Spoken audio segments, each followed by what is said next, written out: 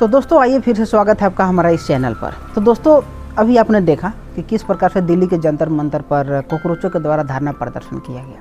चलिए ठीक है, कॉकरोचों का ये प्लान था कि हम जाएंगे धर्मेंद्र प्रधान का इस्तीफा मांगेंगे। नीट पेपर लीक हुआ है तो इसमें सरकार की जवाबदेही बनती है, इसलिए हम उनसे सवाल जवाब पूछेंगे और उनके खिलाफ प्रदर्शन करेंगे। लेकिन जैसे ही वहाँ युवाओं को हुजूम पहुँचा, और ऐसे तो अभिजीत दीपके के द्वारा यह दावा किया जा रहा है कि वहाँ पर 6-7 हज़ार लोग थे, लेकिन मात्र 150-200 लोग वहाँ पर उपस्थित हुए थे। क्योंकि भारत में अभी इतने युवा जागरूक हैं कि उन्हें पता है कि क्या सही हो रहा है, क्या गलत हो रहा है, कौन देश के हित में सोच रहा है, कौन देश के खिलाफ में सोच रहा है। और यदि बात की जाए सरकार की जवाबदेही की, तो सरकार भली भांति समझ रही है। सरकार ये भी एक्सेप्ट की कि हाँ गलती हुई है, नीट पेपर लीक नहीं होना चाहिए। कि कोई भी एग्जाम हो पेपर लीक होता है तो गलत है, हम इसकी जवाबदेही लेते हैं और इसे हम फिर दोबारा एग्जाम कराने के लिए प्रयास करें, मतलब एग्जाम कराएंगे, ये चीज़ सरकार के द्वारा बोल दिया गया। लेकिन इन लोगों को बस एक ही रट लगा करके बैठे हुए हैं लोग, इस्तीफा चाहिए, इस्तीफा चाहिए।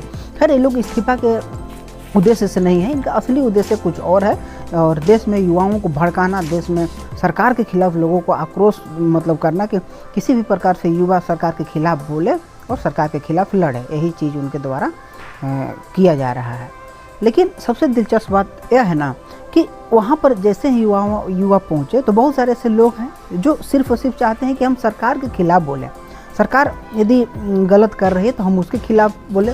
जो भी नीट का एग्ज़ाम कराया है, कंडक्ट कराया है, जिसके माध्यम से भी लीक हुआ हो, तो उसे हम घेरने का प्रयास। ये नहीं कि हम आरएसएस मुर्दाबाद करने लगे, मोदी मुर्दाबाद करने लगे, मोदी के माँ बहन को गाली देने लगे। यही चीज़ बहुत सारे लोगों के द्वारा वहाँ पर किया गया है। ऐसा इसलिए हुआ क्योंकि जो भी इस कॉकरोच जनता पार्टी को कंडक्ट करा रहे हैं, जो भी इस प्रदर्शन को और जो भी कराने का प्लान बना है, उन लोगों का सिर्फ और सिर्फ उद्देश्य है कि मोदी को बदनाम करना है। ऐसा जिसने भी गलत किया हो लीक के मामले में तो उसे घेरे, शिक्षा मंत्री को घेरे। और ये मामला शिक्षा मंत्री से जुड़ा हुआ है तो हम मान के चलते हैं कि शिक्षा मंत्री को इस बात को लेकर के घेरे।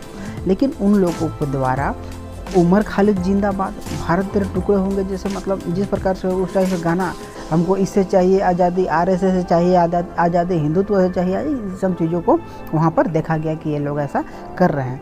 लेकिन सोचिए उन लोगों के द्वारा ये बोला जा रहा था कि 15 छात्रों ने सुसाइड कर लिया, लेकिन अभी मतलब जितने भी प्रदर्शन हुआ उसमें एक बार भी उनके द्वारा ये नहीं बोला गया, उनका नाम नहीं लिया गया कि किसका कौन कौन बच्चे हैं जिन्होंने सुसाइड किया। उनके माता पिता को नहीं बुलाया गया, किसी भी प्रकार का कोई ऑर्गेनाइजेशन मतलब वैसा नहीं ऑर्गेनाइज किया गया था जिसको कोई देख करके लोगों को लगे कि हाँ वाकई में जो गलत हुआ है ना, सिर्फ और सिर्फ नीट पेपर के मामले में ऐसा हो रहा है। लेकिन समझिए कि इन लोग का मानसिकता देखिए कि किस प्रकार से लोग चाह रहे थे कि युवाओं को भड़काए और वहाँ पर जा करके भारत विरोधी, देश विरोधी, आरएसएस विरोधी और मोदी विरोधी इन लोगों का चेहरा बिल्कुल पूरी तरह से साफ जग जाहिर हो गया। अब कोई भी स्टूडेंट है, बच्चे हैं, तो सारे के सारे लोग जानते हैं कि हमें दिक्कत है तो नीट पेपर से। यदि हम स्टूडेंट हैं तो हम सरकार के खिलाफ नहीं जा रहे हैं, सरकार क्या कर रही है क्या नहीं कर रही है हमको उस प्रकार से किसी भी प्रकार का कोई मतलब नहीं उस बात से।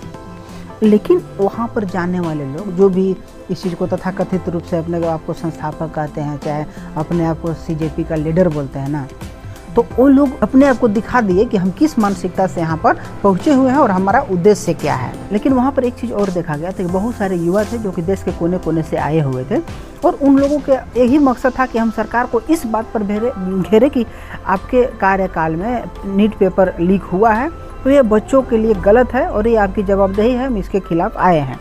लेकिन वहाँ पर बहुत सारे लोगों ने देखा कि वहाँ पर आरएसएस मुर्दाबाद के नारे लगाए जा रहे हैं, हमें इस चीज़ से आज़ादी चाहिए, हमें उस चीज़ से आज़ादी चाहिए।